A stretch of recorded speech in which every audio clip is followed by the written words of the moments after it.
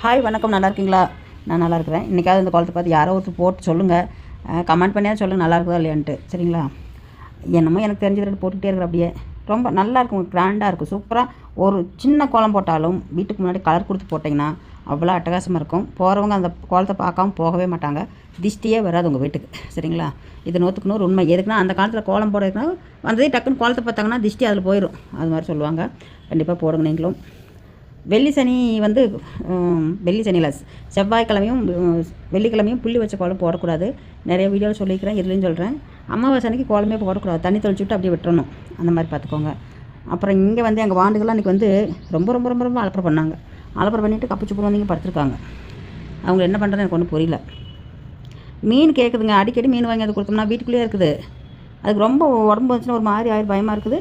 ஆனால் மீன் வேணும்னு கற்றுன்னு வந்து அம்மா அம்மா அம்மா அம்மா எல்லோரும் லைவ் போட்டிருந்தேன். அப்போ கூட சொன்னாங்க, அடங்கடவுளே எல்லாம் அம்மா அம்மான்னு எப்படி கூப்பிடுது பாரு அப்படின்னு. இப்போ வாங்கிட்டு வர சொல்லுவாங்க, மீன் கட் பண்ணி கொடுத்துட்டு சாயந்தரம் கொண்டு வருவாங்க. போய் வாங்கிட்டு வந்துட்டோம்னா வச்சுட்டே போச்சு. அது வாரம் வாங்கியாந்து ஒரு 2 கிலோ போட்டுருணுங்க.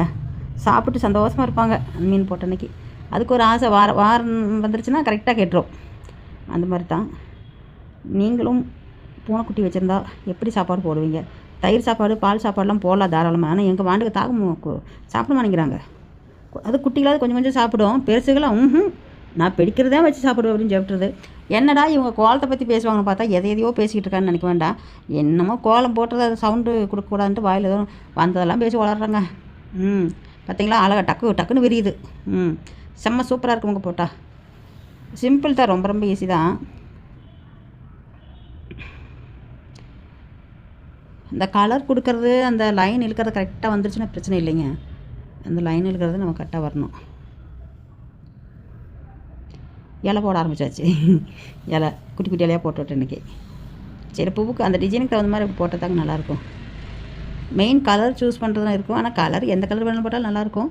சில பேர் என்ன கிராண்டாக சூப்பராக போடுவாங்க, ரவுண்டில் ரங்கோலி போடுவாங்க பாருங்கள். அதெல்லாம் எனக்கு தெரியவே தெரியாதுங்க. கூட்டு வாக்கில் இதை மட்டும் பழகி வச்சுருக்கிறேன். என்ன பண்ணுறது? நல்லா இருந்தால் பார்த்துட்டு லைக் போடுங்க, கமெண்ட் போடுங்க, சப்ஸ்கிரைப் பண்ணிக்கோங்க. நல்லா இல்லைனாலும் சப்ஸ்கிரைப் பண்ணிக்கோங்க. இந்த கிழவிக்கு வேறு வேலையே இல்லைன்னு திட்டாதீங்க. நன்றி, வணக்கம். நீங்கள் கண்டிப்பாக பார்க்கணும். பாய்.